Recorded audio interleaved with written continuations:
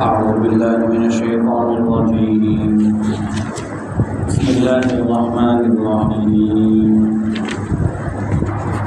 وقالت اليهود يد الله مغلولة غلت أيديهم ولعنوا بما قالوا بل يداه مبسوطتان ينفق كيف يشاء وليزيدن كثيرا منهم ما أنزل إليك من ربك طغيانا وكفرا وألقينا بينهم العداوة والبغضاء إلى يوم القيامة كلما أوقدوا نارا للحرب أطفأها الله ويسعون في الأرض فسادا والله لا يحب المفسدين। আল্লাহ তাআলা বলেন, ইহুদিরা বলে আল্লাহর হাত বন্ধ, তাদের হাতই বন্ধ এবং তারা অভিশপ্ত, যা তারা বলেছে এই কারণে। বরং আল্লাহর উভয় হাত খোলা, তিনি ব্যয় করেন যেভাবেই চান। আর তাদের অধিকাংশ আপনার কাছে আপনার পালনকর্তা থেকে যা অবতীর্ণ করা হয়েছে তা তাদের অধিকাংশকে সীমালঙ্ঘন এবং অস্বীকারকে আরও বাড়িয়ে দেয়। আমি তাদের মাঝে শত্রুতা এবং বিদ্বেষ কিয়ামত পর্যন্ত নিক্ষেপ করেছি। যখনই তারা যুদ্ধের আগুন জ্বালাতে চায়, আল্লাহ তাআলা তা নিভিয়ে দেন এবং তারা পৃথিবীতে সন্ত্রাসের চেষ্টা করে। আর আল্লাহ তাআলা সন্ত্রাসীদেরকে পছন্দ করেন না। ইহুদিরা বলে আল্লাহ তাআলার হাত বন্ধ। আমরা গত সপ্তাহে বলেছিলাম, ইহুদিদের এক ধর্মগুরু ফিনহাস, আর এক বর্ণনা আছে শাস, তারা বলে যে আল্লাহ তাআলার হাত বন্ধ। এর তিনটা অর্থ আছে। একটা অর্থ হলো যে তারা বলতে চায় আল্লাহ তাআলার হাত বন্ধ মানে আল্লাহ তাআলা কৃপণ, নাউযুবিল্লাহি মিন যালিক। কোরআনে কারীমের অন্য এক আয়াতের মধ্যে আছে, ওয়ালা তুবাদদির তাবদীরা ইন্নাল মুবাদদিরিনা কানু ইখওয়ানাশ শায়াতিন ওয়ালা তাজআল ইয়াদাকা মাগলুলাতান ইলা উনুকিকা ওয়ালা তাবসুতহা কুল্লাল বাসতি ফাতাকউদা মালুমান মাহসুরা। যে তোমরা অপচয় করবে না, কারণ অপচয়কারী শয়তানের ভাই। তারপরে আল্লাহ তাআলা বলেন যে আপনার হাত যেন আপনার গলার সাথে বাঁধা না থাকে এবং আপনার হাতকে পুরোপুরি প্রসারিত করবেন না। এর অর্থ হলো আল্লাহ তাআলা বলতে চান যে হাতকে গলার সাথে বাঁধবেন না। এর অর্থ হলো কৃপণতা করবেন না এবং হাতকে পুরো খুলেও দিবেন না, যে অপচয় করবেন না আর কৃপণতাও করবেন না। তো আল্লাহর হাত বাধা বা বন্ধ, এর দ্বারা উদ্দেশ্য হলো কৃপণতা। আর এটার নাজিল হওয়ার কারণ, এই ইহুদিরা একসময় অস্ত্র বিক্রি করত এবং তারা দুর্গ বানাইত, আর যার ফলে তারা অনেক সম্পদশালী ছিল। কিন্তু রাসূলুল্লাহ সাল্লাল্লাহু আলাইহি ওয়াসাল্লাম আসার পরে তাদের এই অস্ত্র বিক্রির ব্যবসা বন্ধ হয়ে যায়, তাদের দুর্গ বানানোর ব্যবসা বন্ধ হয়ে যায়। তো যার কারণে তারা অর্থ সংকটে ভুগতে থাকে। তো সেই সময় তারা তাদের পণ্ডিতদের কাছে এসে বলেন যে আমরা তো আগে ধনী ছিলাম, কিন্তু এই রাসূলুল্লাহ সাল্লাল্লাহু আলাইহি ওয়াসাল্লাম নবী হিসাবে আসার পরে তো আমরা ফকির হয়ে গেলাম। তো তখন তারা আল্লাহর উপরে দোষ দেয় যে ইয়াদুল্লাহি মাগলুলা, আল্লাহ তাআলা কৃপণ হয়ে গেছেন, নাউযুবিল্লাহি মিন যালিক। তো এক অর্থ এটা। আর এই ইহুদিদের যত দোষের কথা বলা হয়, এই সকল দোষ আমাদের ক্ষেত্রে প্রযোজ্য। কারণ ইয়াহুদীদের যত দোষের কথা বলা হয় সকল দোষের মধ্যে আমরা নিক্ষিপ্ত হব। এই সকল দোষের ক্ষেত্রে আমরা যাতে সতর্ক থাকি, এটাই হলো উদ্দেশ্য। তো আমরা গত সপ্তাহে বলেছি মুসলমানের বা মানুষের দারিদ্রতা 3 প্রকার। একটা দারিদ্রতা হলো ফাকরুল ইনফাক, যে খরচের দারিদ্রতা। আমরা জুমার দিনে বলেছিলাম যে আবু বকর রাদিয়াল্লাহু তাআলা আনহু এমনভাবে ব্যয় করছেন যে সব কিছু আল্লাহর রাস্তায় ব্যয় করে দিয়েছেন, নিজের কাছে আর কিছুই নেই। রাসূল সাল্লাল্লাহু আলাইহি ওয়াসাল্লাম জিজ্ঞাসা করেন যে তোমার পরিবারের জন্য কি রাখছো? তো উনি বলেন যে আমার পরিবারের জন্য আল্লাহ এবং আল্লাহ রসুলকে রেখে আসছে। অর্থাৎ পুরো ফকির হয়ে গেছে আল্লাহর রাস্তায় খরচ করতে গিয়ে। আর একটা দারিদ্রতা হলো ফাকরুল কাদার, তকদীরের দারিদ্রতা। একজন মানুষ অন্ধ, একজন মানুষ বিকলাঙ্গ, একজন মানুষের হাত পা ভাঙা, যে এ চাইলেও চাকরি করতে পারে না, ব্যবসা করতে পারে না। দারিদ্রতা তকদীরের কারণে, আল্লাহ তাআলা লিখে রাখছেন বলে সে দরিদ্র, সে কোনো কাজই করতে পারে না। তো এই 2 দারিদ্রতার কোনো দোষ নাই। এক তো হলো যে খরচ করে আল্লাহর রাস্তায় ব্যয় করে যদি দারিদ্রতা হয় তাহলে এটা তো অনেক মহা মর্যাদার কাজ। কিন্তু এই ক্ষেত্রে রাসূল সাল্লাল্লাহু আলাইহি ওয়াসাল্লাম সাহাবাদেরকে উৎসাহ দিতেন না।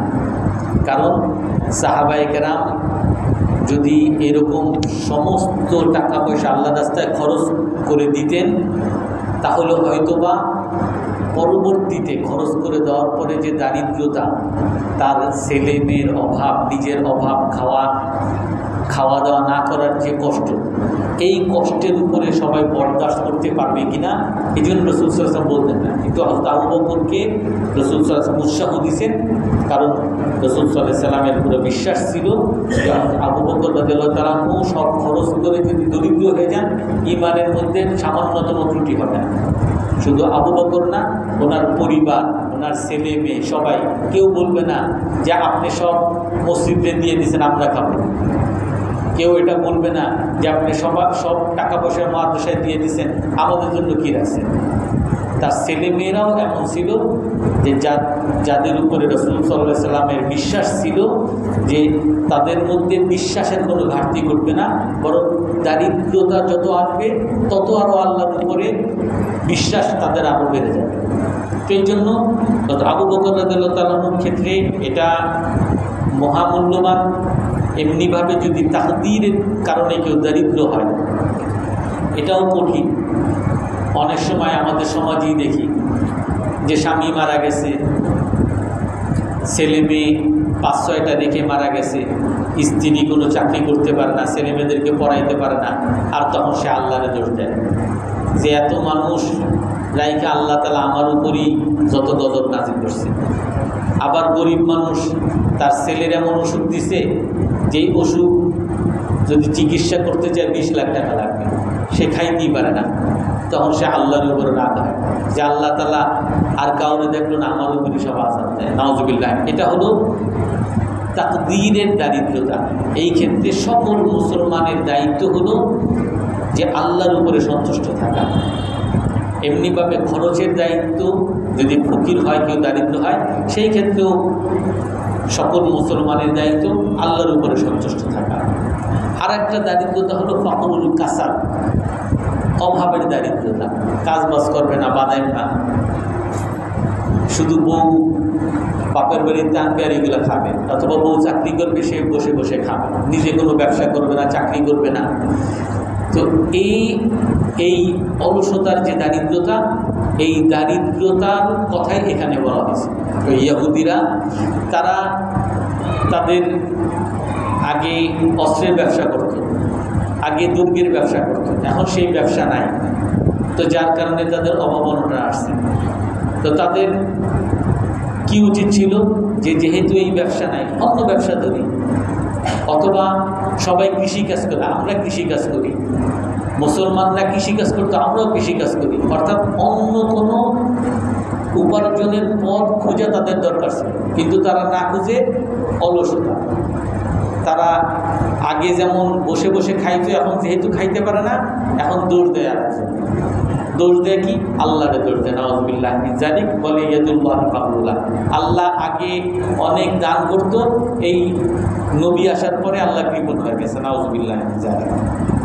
অর্থাৎ এই দোষারূপ তাফসিরে নাবুসিতে লেখে যে আমাদের সমাজে এরকম অনেক আছে, ব্যবসা করে, ব্যবসায় লাভ হয় না, চাকরি করে, চাকরিতে চাকরি পায় না, বা চাকরি একটা চলে গেছে, এখন সে বিভিন্ন জায়গায় দরখাস্ত জমা দেয়, কেউ তারে ডাকে না, দুই এক জায়গায় ইন্টারভিউতে রাখছে, চাকরি হয় না, এখন সে কি করে? সে দোষারোপ করে আল্লাহ যে সবাই খারাপ মানুষ, জুয়াখোর, মদখোর, এরা কত টাকা পয়সার মালিক হয়, আর আমারে আল্লাহ কোথাও চাকরি দেয় না। নাউযুবিল্লাহ, যে আল্লাহরে দোষারোপ করে। এবং কোনো কোনো পর্যায়ে তারা কি করে? যে বৈধ উপায় আর চাকরি পাওয়া যায় না, বেকারত্ব, এখন ঘুষ দেওয়া ছাড়া কোনো চাকরি হবে না, ঘুষ দেবে, সে ঘুষ দিয়ে সে চাকরি দেবে। অথবা দিনদার মানুষ, নামাজ পড়ে, রোজা রাখে, জানে সুদি কারবার করা হারাম, সে সুদি ব্যাংকে গিয়ে চাকরি নেয়। অর্থাৎ হারাম উপায়ে সে চলে যায়। আর কি করে? সে তার চাকরির জন্য, যেহেতু চাকরি পায় না, সে হয়তো বা কোনো প্রজেক্টের চিন্তা করতে পারতো, আমি মুরগির খামার করি, আমি মাছের খামার করি, অথবা আমি কৃষি কাজ করি, অন্য কোনো উপায়ে সে চেষ্টা করলো, অথবা আমি নিজেই একটা ব্যবসা শুরু করি। অনেক মানুষ এমন আছে যে চাকরি পায় না, আর চাকরি না পেয়ে সে ব্যবসা শুরু করছে, ওই ব্যবসার ওই কোম্পানিতে সে হাজার হাজার মানুষের চাকরি দেয়। এরকম হাজার হাজার বুড়ি বুড়ি আছে। তো এই জন্য তাফসিরে নাবুসিতে লেখে যে একটা হলো অলসতার দারিদ্রতা, এইটা অনেক মানুষ দেখা যায় চায়ের দোকানে, তারপরে বিভিন্ন মাঠে ঘাটে মানুষ দেখা যায় বসে বসে রাজনীতির আলাপ করে, অমুকে এইটা করছে, এলাকার মধ্যে অমুকে এইটা করছে, মানুষের দোষ বুঝে বেড়ায়। তার কাজই হলো এই সরকার আসলো না কেন, ওই সরকার চাইলো কেন, এইগুলো নিয়ে তার নিজের কোনো লাভ হবে আর না অন্যের কোনো লাভ হবে। অমুক ব্রাজিল জিতে নাই কেন, আর ইংল্যান্ড জিতলো না কেন, ভারত কেন জিতলো, পাকিস্তান কেন মারলো, এইগুলা নিয়ে আলোচনা, দিন দুনিয়ার আলোচনা করে তার কোনো লাভই হবে না। অথচ এই সময়, যেই সময়টা সে আবল তাবল গল্প গুজবের মধ্যে সে সময়টা কাটায়, এই সময়টা যদি সে চিন্তা করতো আমি কিভাবে আমার উপার্জনের ব্যবস্থা করব, অথবা কি কি উপায় আমি শিখলে আমার উপার্জনের ব্যবস্থা হবে, অথবা এই জায়গায় চাকরি পাইনি, আর কোন কোন জায়গায় চাকরি আছে, আমি ঘেটে ঘেটে মানুষের খোঁজখবর নিলাম, বিভিন্ন চাকরির অবস্থা দেখলাম, বিভিন্ন মানুষের কাছে খোঁজখবর, অর্থাৎ উপায় সে এই তার উপার্জনের চিন্তা না করে সে অযথা সময়ের মধ্যে, খেলার মধ্যে, অথবা রাজনীতির মধ্যে, অথবা মারামারির মধ্যে, অথবা এলাকার মাস্তানির মধ্যে, কিশোর গ্যাংয়ের মধ্যে লেগে যায়, যার কারণে সে বেকার থাকে। এই জন্য এই বেকারত্ব হলো অলসতার বেকারত্ব। এই ইয়াহুদিরা ওই অলসতার বেকারত্বে গেছে, আর ইয়াহুদিরা তখন সবাই দোষারোপ করে, মানুষকেও দোষারোপ করে যে এখন সবাই খারাপ হয়ে গেছে, কেউ চাকরি দেয় না, সব ঘুষখোর, আর সব খারাপ, এমনকি আল্লাহ খারাপ। নাউযুবিল্লাহ। অনেকে এরকম মহিলা গেলে যে আল্লাহও গরিব মানুষের দিকে তাকায় না, শুধু ধনীর দিকে তাকায়। ওই ইয়াহুদির এটাই বলে, ওয়াকালাতিল ইয়াহুদু ইয়াদুল্লাহি মাগলুলা, ইয়াহুদিরা বলে যে আল্লাহর হাত বন্ধ, অর্থাৎ আল্লাহ তাআলা কৃপণ। নাউযুবিল্লাহ। আর একটা অর্থ হলো ওয়াকালাতিল ইয়াহুদু ইয়াদুল্লাহি মাগলুলা, যে আল্লাহর হাত বন্ধ। এর দ্বারা উদ্দেশ্য হলো যে আল্লাহ তাআলা কোরআনে কারীমের মধ্যে বলেন মানদাল্লাযী ইউকরিদুল্লাহা কারদান হাসানা ফায়ুদাইফাহু লাহু আদআফান কাসীরা, যে কে এমন আছে যে আল্লাহকে ঋণ দিবে, সে যদি আল্লাহকে ঋণ দেয় আল্লাহ তাআলা তাকে কয়েক ডাবল ঋণ দিবে, আল্লাহ তাআলা বলেন। তো এখন আমাদের সমাজে যেমন আছে, আল্লাহ তাআলা এরকম বলেন আনফিকু মিম্মা রাযাকনাকুম মিন ক্বাবলি আন ইয়াতি আহাদাকুমুল মাউত, তোমাদের মৃত্যু আসার আগে তোমাদেরকে আমি যা দান করেছি এখান থেকে আল্লাহর রাস্তায় ব্যয় করো, মসজিদে দান করো, মাদ্রাসায় দান করো, গরিব মানুষকে দাও।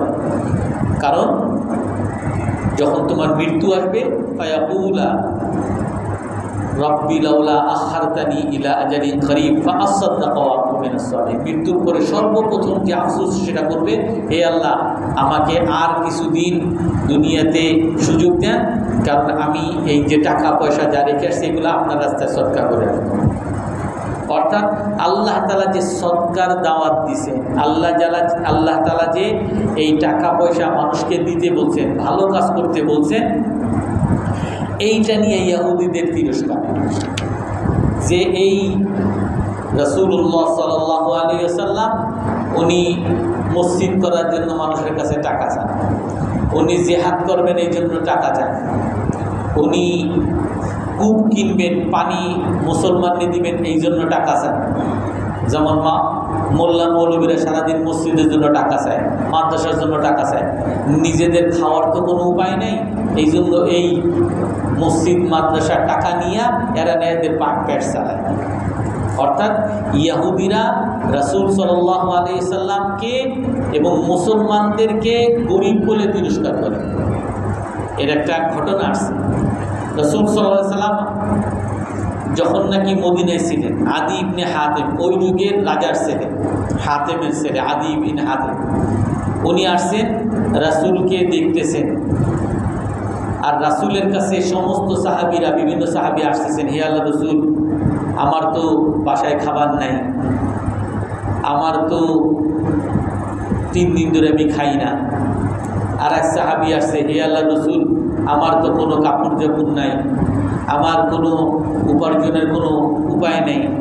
আর একজনে বলে, হে আল্লাহ রাসূল, আমি তো 5 দিন ধরে খাই না, আমি জিহাদে যাইতে চাই, আমার তো তলোয়ারই নেই, আমি অমুক অভিযানে যাইতে চাই, আমার তো যাওয়ার বাহন নাই। তো রাসূল সাল্লাল্লাহু আলাইহি ওয়াসাল্লামের কাছে সবাই চাইতেছে এবং সবার অভাব অনটন। আদি বিন হাতেম দেখতেছে আর দেখে চিন্তা করতেছে যে ইসলামের এরকম গরিব অবস্থা, আমি যদি ইসলাম কবুল করি তাহলে তো আমার এরকম গরিব হবে। যেমন আমাদের মধ্যে অনেকেরই ধারণা আছে যে ইসলাম হুজুর হওয়া মানেই হলো গরিব হয়ে যাওয়া, হুজুর হওয়া মানেই হলো হুজুরদেরকে শুধু টাকা দেওয়া, এই মসজিদে টাকা দেওয়া, মাদ্রাসায় টাকা দেওয়া, মানে আমার টাকা পয়সা সব শেষ করে ফেলা। হুজুর মানেই হলো বিভিন্ন জায়গায় বড় যে চাকরি পাবো, এই চাকরি থেকে পিছনে সরা দেবে যে আপনি হুজুর, আপনি প্রমোশন পাবেন না, আপনি হুজুর, আপনার এই অর্ডার দেওয়া যাবে না, এই বায়ার আপনার সাথে দেখা করবে না। অর্থাৎ হুজুর মানি হলো ফকির হয়ে যাওয়া।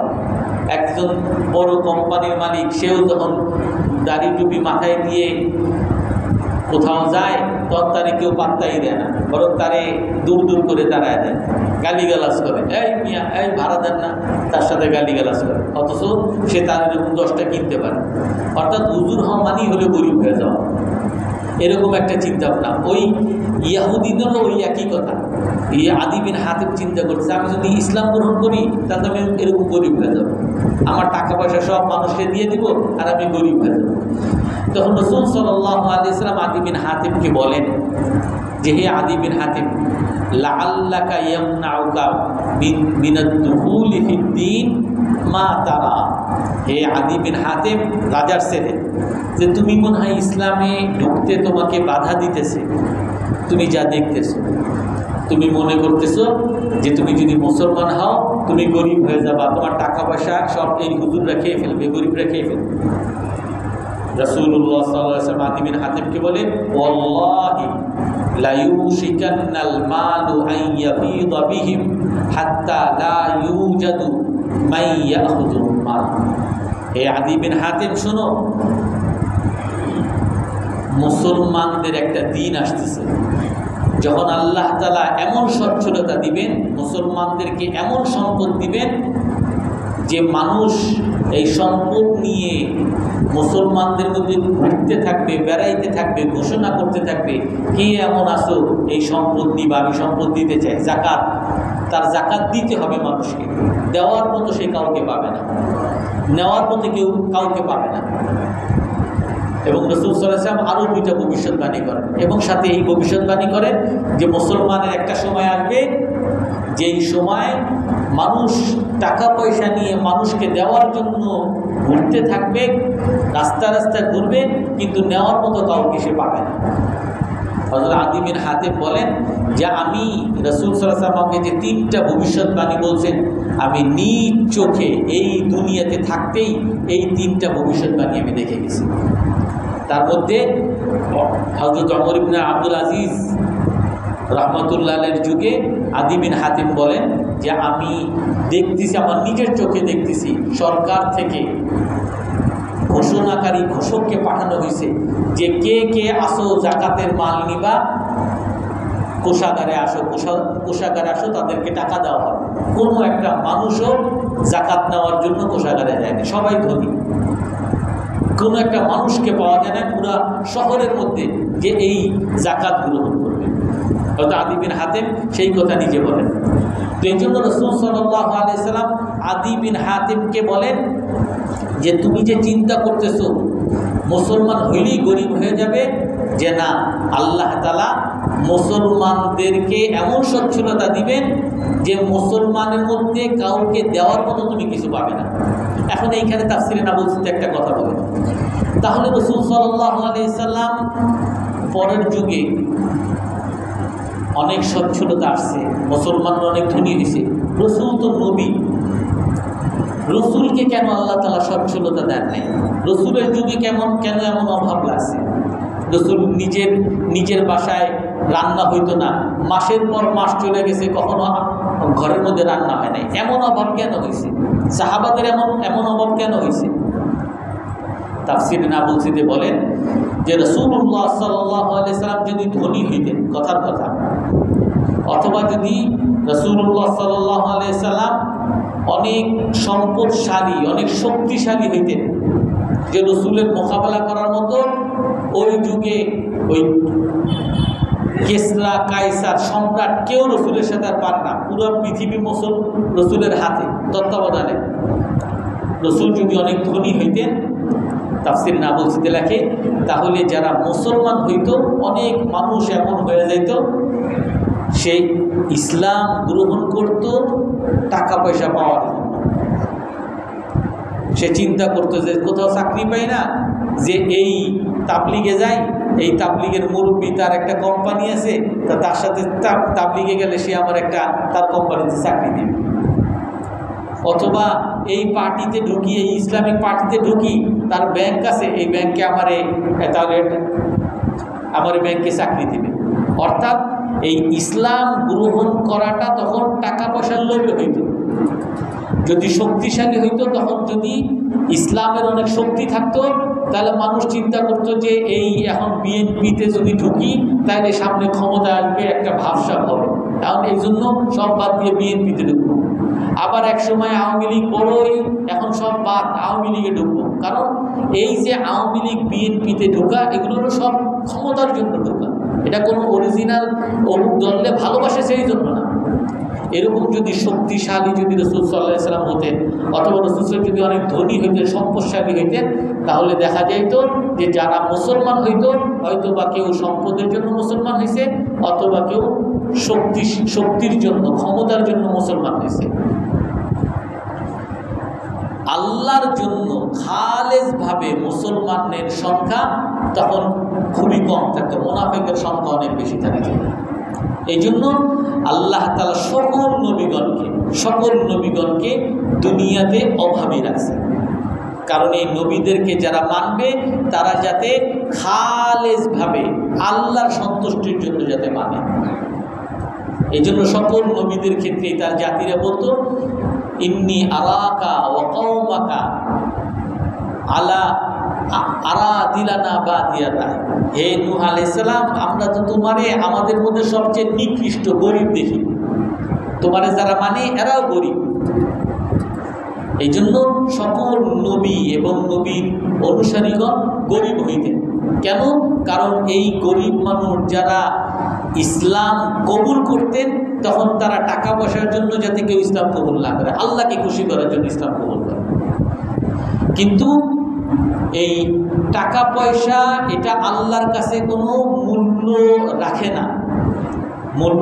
না, বলেই এই ইসলামের মধ্যেই একটা সময় আল্লাহ তাআলা দিয়েছেন ওমর ইবনে আব্দুল আজিজ রাহমাতুল্লাহ যুগে, যে এমন টাকা পয়সা এমন ধনী হয়েছেন যে মানুষ মুসলমানরা টাকা পয়সা বিলি করার জন্য মানুষ খুঁজতেছে, কোনো মানুষ নেওয়ার মতো কাউকে পায় না।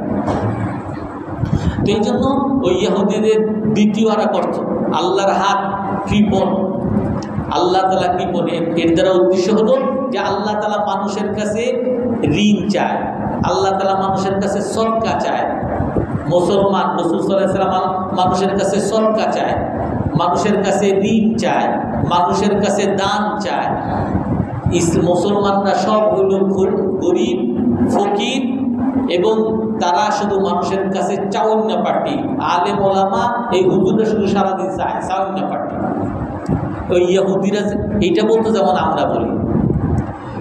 এর উত্তরে তাফসীরে নাবুসিতে লেখে আল্লাহ তাআলা কি বলেন, মানদাল্লাযী ইউকরিদুল্লাহা কারদান হাসানা, কে এমন আছো যে আল্লাহকে ঋণ দিবা, আল্লাহকে যদি ঋণ দাও ফায়ুদাইফাহু লাহু আদআফান কাসীরা, আল্লাহ তাআলা এই ঋণের পরিবর্তে কয়েক গুণ আল্লাহ তাআলা পরিশোধ করবেন, কয়েক ডবল আল্লাহ তাআলা দিবেন। এর অর্থ কি? এর অর্থ হইল যে আপনি যে কোনো কাজ করবেন, যত ভালো কাজ, এমনকি আপনি আপনার স্ত্রীকে যে খাওয়াইতেছেন এটাও আল্লাহকে ঋণ দিতেছেন। আপনি যে আপনার ছেলে মেয়ের জন্য বাজার নিয়ে যাইতেছেন এটাও আল্লাহকে ঋণ দিতেছেন। আপনি যে নামাজ পড়তেছেন এটাও আল্লাহর জন্য আল্লাহকে ঋণ দিতেছেন। আপনি যে একজন মানুষকে সুন্দর করে হাসি মুখে তাকে জিজ্ঞাসা করতেছেন কেমন আছো, এটাও আল্লাহকে ঋণ দিতেছেন। যত ভালো কাজ এগুলো সব ঋণ আল্লাহকে দিতেছেন। আল্লাহ এর বিনিময় কয়েক ডাবল দিবেন। কিন্তু এখন আমি তো এত কাজ করলাম, নামাজ পড়লাম, রোজা রাখলাম, মানুষের এত উপকার করলাম, আমি তো এর পরিণামে কিছুই পেলাম না, আমি তো ফকির হইলাম। এমন প্রশ্ন অনেকে করতে পারেন। তাফসীরে নাবুসিতে একটা ঘটনা লেখে, একজন লোক, এক বাদশাহ এক হুজুরকে ঠিক করছেন, একজন শিক্ষককে ঠিক করছেন যে আমার ছেলেকে আপনি পড়াবেন। তো বাদশাহ একজন শিক্ষককে ঠিক করছেন। তো শিক্ষক তার ছেলেরে পড়াইছে, বাদশার ছেলেরে পড়াইছে। 1 মাস পড়ানোর পরে বাচ্চা কিছুই দেয় না। এখন ওই শিক্ষক সে এখন ছেলেকে বলতেছে যে দেখো আমি তো গরিব মানুষ, আমার তো অনেক অভাব, আমি তো অন্য জায়গায় টিউশনি করতাম, টিউশনি করে আমি মাসে 500 টাকা পাইতাম, আমি তোমারে পড়াই দিছি, তোমার আব্বা তোমার কিছুই দেয় না, তুমি তোমার আব্বারে বইলা আমার 500 টাকার ব্যবস্থা করে দাও। তখন ছেলে গিয়ে রাজারে বলছে যে রাজা বাবা, আমার শিক্ষকের তো বেতন দেন নাই আপনি। বেতন দেনে কি বলছে? যে শিক্ষক বলছেন ওনার বেতন, উনি অন্য জায়গায় পড়াইতে নাকি 500 টাকা পাইতেন, আপনি 500 টাকা দেন। তখন ওই বাদশাহ সে তার মন্ত্রীদেরকে বলে যে আমি আমার এই শিক্ষক যারে আমি রাখছিলাম আমার ছেলেরে পড়ানোর জন্য, আমি তো চিন্তা করছিলাম যারে অমুক ভিল্লাটা দিয়ে দিব, ওইখানে 100 বিঘা জমি আছে, এটা তার জন্য বরাদ্দ দিব, আর তার সারা জীবন যাতে অন্য কোনো পেশা, অন্য কোনো চাকরি না করা লাগে, এই জন্য সারা জীবনের জন্য আমি সরকারের থেকে ভাতা তার জন্য তৈরি করে দেব, তার এমন একটা চাকরি দিব যে সারা জীবন সে বৈশা খাবে। আমি চিন্তা করছিলাম এইটা, কিন্তু সে আমার ছেলের কাছে আর 500 টাকা চাইতেছে, আমার ছেলের কাছে আমার অপমানিত করছে, তো এর তো আমি আর কিছু দিব না। এখন এই যে শিক্ষক, সে তার ছেলের কাছে যে 500 টাকা চাইছে, সে যে তার রাজার মতো দেওয়ার মতো ক্ষমতা আছে, সাধারণত রাজা তো দিবেই এরকম, সে যে রাজার কাছে যা আছে এইটাকে ভুলে গিয়ে তার ছেলের কাছে যে চাইছে, এই শিক্ষকরে কি আপনি কি খুব চালাক বলবেন নাকি নির্বোধ বলবেন, আহমক বলবেন? আর একটা ঘটনা বলেন, একজন লোক সে গাড়ি চালাইতেছে, তো গাড়ি একটা পাহাড়ি পথে এমন এক জায়গায় নষ্ট হয়েছে। এখন এইখানে আশেপাশে কোনো আর নাই, গাড়ি ঠিক করার কোনো গ্যারেজ নেই। তো কমপক্ষে ব্যাটারি হয়তো লুজ হয়েছে, তো ব্যাটারিটা টাইট দেওয়ার জন্য একটা কমপক্ষে প্লাস লাগবে, প্লাসও নাই। তো সে বিভিন্ন অনেক গাড়ি যাচ্ছে, গাড়ির থামাইতে বলছে, কোনো গাড়ি থামায় না। 2 ঘন্টা এরকম দাঁড়ায় বিভিন্ন গাড়ি থামাইতে বলছে, কোনো গাড়ি থামায় না। এক গাড়ি অনেক 2 ঘন্টা পরে থামাইছে। তো থামানোর পরে বলছে যে ভাই আপনার কাছে কি প্লাস আছে, আপনার গাড়িতে প্লাস আছে, একটু দেন, আমার হয়তো বা ব্যাটারিতে সমস্যা হয়েছে। তো তার কাছ থেকে প্লাস দিছে, প্লাস নেওয়ার পরে ওইটা টাইট দেওয়ার পরে ওনার গাড়ি স্টার্ট হয়েছে। এখন এই ব্যক্তি মনে মনে চিন্তা করতেছে যে এই লোক আমি এমন বিপদে পড়ছিলাম, আমার তো এখান থেকে বাঁচার অনেক বড় বিপদে পড়ছিলাম, এইখান থেকে আরও মানুষকে কত ডাকছি, কোনো মানুষ শুনে নেই। এই যে মানুষটা আমার উপকার করলো, এই মানুষটা আজকে যা চায় আমি এই মানুষটারে আমি তাই দিব। এই লোক অনেক ধনী ছিল যে তারে কয়েক হাজার টাকা দিবে, সে চিন্তা করছিল। ওই প্লাস নিয়ে তার কাছে যখন দিতে গেছে, তো দিতে যাওয়ার পরে যে বলে যে আপনি আমার 10 টাকা দেন। 10 টাকা কিসের ভাই? ওই যে আমার প্লাস নিলে যে প্লাসের ভাড়া দেন। এখন এই লোকে বলে যে আমি মনে মনে চিন্তা করছি তারে, সে আমার এমন উপকার করছে, তার আমি অনেক কিছু দিব, আর সে আমার 10 টাকা, সে তার সম্মানটাই আমার চোখ থেকে সরিয়ে দিল। তারে যে আমি অনেক কিছু দেওয়ার একটা চিন্তা ভাবনা করছিলাম, এই চিন্তাই সে নষ্ট করে দিল, আমার কাছে চাওয়ার কারণে। তো আল্লাহ তাআলা আপনাকে আমাকে খাইতে বলেন, আমার স্ত্রীকে খাওয়াইতে বলেন, আমার ছেলে মেয়েকে খাওয়াইতে বলেন, আমার বাবা মাকে খাওয়াইতে বলেন। আর আল্লাহ তাআলা বলেন কি, মান যাল্লাযী ইউকরিদুল্লাহা কারদান হাসানা, কে এমন আছো যে আল্লাহকে ঋণ দিবা? আল্লাহ কি খায়? নাউযুবিল্লাহ। আল্লাহকে ঋণ দাও, আল্লাহ ফায়ুদাইফাহু লাহু আদআফান কাসীরা, আল্লাহ তাআলা কয়েক ডাবল দিবেন। আল্লাহ তাআলা কয়েক ডাবল নিয়ে বসে দিয়েছে। আর আমি যদি ওই কিছু করার পরে আমি যদি হাহুতা শুরু করি, হে আল্লাহ আপনি তো দিলেন না, আপনি তো কিছুই দিলেন না, আপনি 5 টাকাও তো দিলেন না, 10 টাকাও তো দিলেন না, তাহলে আমার চেয়ে নির্বোধ কেউ থাকবে?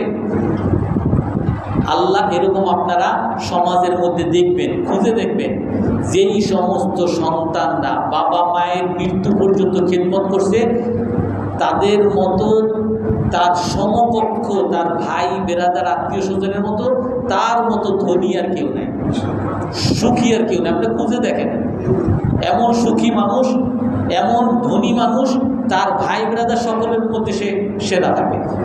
যে মানুষ মানুষের উপকার করে, যে মানুষ নিজের কথা বিবেচনায় না নিয়ে মানুষের সেবা করার চেষ্টা করে, মানুষের কাছ থেকে ঘুষ খাওয়ার চিন্তা করে না, মানুষের সেবা করার চেষ্টা করে, আপনি খোঁজ নিয়ে দেখেন যে এই লোকের মতো সুখী মানুষ, এই লোকের মতো শান্তির মানুষ পৃথিবীতে আর দ্বিতীয়টা খুঁজে পাবেন না।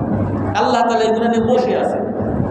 মান যাল্লাযী ইউকরিদুল্লাহা কারদান হাসানা, কে এমন আছে যে আল্লাহকে ঋণ দিবে, আল্লাহ তাআলা এর পরিবর্তে কয়েক ডাবল ঋণ দিবেন। সর্বশেষ 3টা অর্থ, পরের অর্থটা বলতেছি। আল্লাহ তাআলার হাত বন্ধ। আল্লাহ তাআলার হাত বন্ধ বলতে কি? আল্লাহ তাআলা আমাদেরকে আযাব দিবেন না। ইয়াদুল্লাহি মাগলুলাতুন আন ইকাবিনা, আমাদের আযাব দেওয়া থেকে আল্লাহর হাত বন্ধ। ইহুদিরা বলে, কেন? তারা বলে, কোরআনের অন্য জায়গা আছে, ওয়াকালাতিল ইয়াহুদু ওয়ান নাসারা নাহনু আবনাউল্লাহি ওয়া আহিব্বাহু, আমরা আল্লাহ তাআলার সন্তান, আমরা আল্লাহ তাআলার প্রিয়। আল্লাহ তাআলা আমাদেরকে শাস্তি দেয়, আল্লাহ সন্তান, আমাদেরকে আল্লাহ কেন মারবেন? আমরা পাপ করি, গুনাহ করি, জিনা করি, ব্যভিচার যা করব, আল্লাহ আমাদেরকে শাস্তি দিবেন না, কারণ আমরা আল্লাহর সন্তান, আল্লাহর প্রিয় মানুষ। যেমন আমরা বলি, আমরা কি বলি? আমরা শেষ নবীর উম্মত, আমাদের নবী আমাদেরকে সুপারিশ করে জান্নাতে নিয়ে যাবে, আমরা এটা বলি না। অথচ আল্লাহ তাআলা কি বলেন? আফামান হাক্কা আলাইহাল আযাবু আফা আনতা তুনকিদু মান ফিন্নার, হে রাসূল, যার উপরে আল্লাহ তাআলার আযাব নির্ধারিত হয়ে যাবে, আল্লাহ তাআলা যাকে জাহান্নামে দিবেন, আফা আনতা তুনকিদু মান ফিন্নার, কোরআনের আয়াত আল্লাহ তাআলা বলেন যে জাহান্নামে যাওয়া নির্ধারিত হয়ে যাবে, আপনি কি তাকে জাহান্নাম থেকে বাঁচাবেন? অর্থাৎ আপনি রসুলকেও মানেন না, আল্লাহকেও মানেন নাই, নামাজও পড়েন নাই, আপনার জন্য জাহান্নাম নির্ধারিত, এই রসুল আপনার জন্য সুপারিশ করবে না। রসুলের কাছে আপনি যাবেন পানি পান করার জন্য, হাদিসের মধ্যে আসছে রাসূল সাল্লাল্লাহু আলাইহি সাল্লামের কাছে আসার সাথে সাথে পর্দা পড়ে যাবে। রাসূল বলবেন, হে আল্লাহ রাসূল, এ তো আমার উম্মত, আপনি কেন পর্দা ফেলাইলেন? হাদিসের মধ্যে আছে, আল্লাহ তাআলার পক্ষ থেকে বলা হবে, লা তাদরি মা আহাদাসু বা'দাক, হে রাসূল আপনি জানেন না আপনার এই উম্মত আপনার পরে কি কি বেদাত করছে, কি কি অপকর্ম করছে আপনি জানেন না। এ আপনার হাত থেকে হাউজে কাউসারের পানি খাওয়ার যোগ্য না। অর্থাৎ আমরা শেষ নবীর উম্মত এই কথার দাবি করা আর আমি নামাজ রোজা আল্লাহর রাসূল কাউকে না মানা ইহুদিদের মতোই কথা। ইহুদিরা যেমন বলে যে আমরা আল্লাহর সন্তান, আল্লাহর প্রিয়, আমাদেরকে আল্লাহ আযাব দিবে না। ওয়াকালু লান তামাসসানান নারু ইল্লা আইয়ামান মা'দুদা, ইহুদিরা বলে যে আমাদেরকে আগুন স্পর্শ করবে না, যদি আমরা কখনো কোনো আযাবের কারণে জাহান্নামে যাই অল্প কয়েকদিন, 2-1 দিন আযাব দিয়ে আমাদেরকে আবার জান্নাতে দিয়ে দেবে।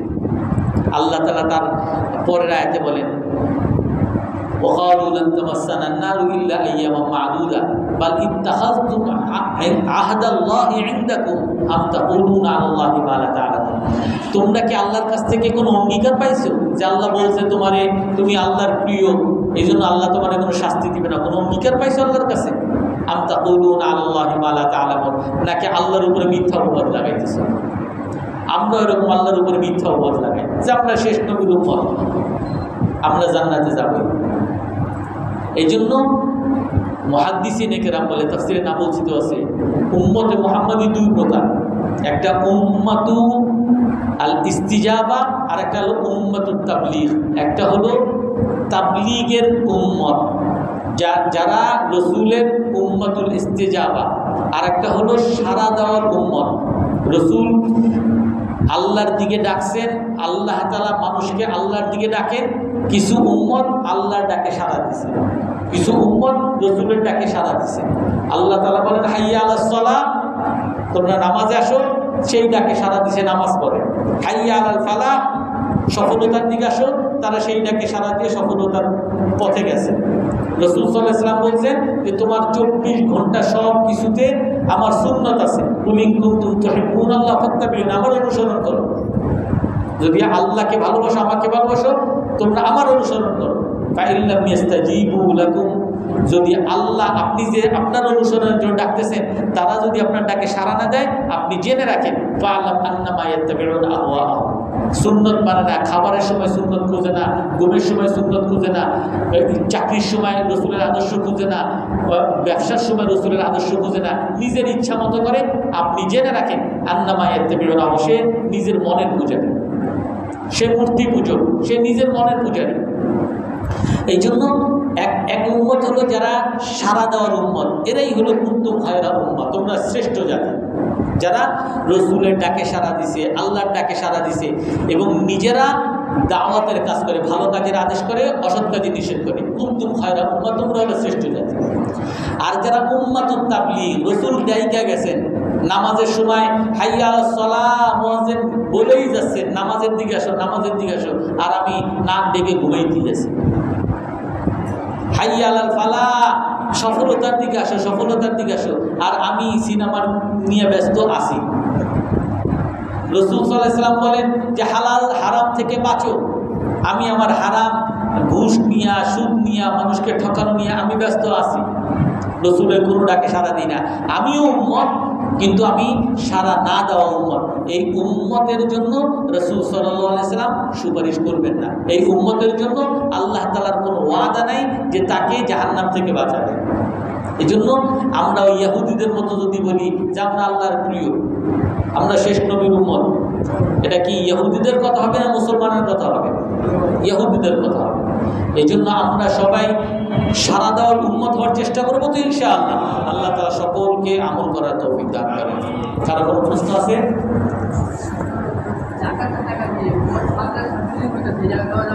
না না, বিল্ডিং এর কাজে দেওয়া যাবে না। যাকাত হলো মালিকানা বানাইতে হবে, এটা মনে রাখবেন সবসময়। যাকাতের টাকায় মালিকানা হইতে হবে। আপনি কোনো ছাত্র পড়াশোনা করতেছে, এই ছাত্রের জন্য আপনি দিলেন, অথবা মাদ্রাসার শিক্ষকদেরকে দিলেন, শিক্ষকরা ওই ছাত্রের বেতন হিসাবে বা খাবার হিসাবে ওইখান থেকে আপনার ওই যাকাত থেকে দিতে থাকবে। একটু মালিকানা বানানো লাগবে। জি যে আমরা বছরে টাকা দিতে সব দিতে সারা বছরে কমপ্লেন দিতে টাকা থেকে আগে অতিরিক্ত হয় যদি আমরা 30,000 টাকা হয় 50,000 দিই পরবর্তী 20,000 পরবর্তী বছর কেন নিতে চান? আপনি বেশি দিচ্ছেন তো ভালো কথা। আপনার এটা হলো আপনি যখন দিছেন যে জাকাতটা দেন হয়তো এই বছরের নিয়তি তো দিতেছেন, এই বছরের নিয়তি দিতেছেন, তা আপনি পরের বছর তো নিয়ত তো করেন। আপনি যদি প্রথম থেকে নিয়ত রাখেন এরকম এই বছরের আমার 30,000 টাকা জাকাত আসছে, আমি 30,000 টাকা দিলাম, আরও 10,000 টাকা দিতেছি, এটা আগামী বছরের জাকাত যদি নিয়ত করেন তো সেই ক্ষেত্রে গিয়ে পরের বছরের জাকাত থেকে আদায় হবে। তাছাড়া তো এই বছরের জাকাত তার 9 সদকা হিসেবে আদায় হবে। সুবহানাকাল্লাহ।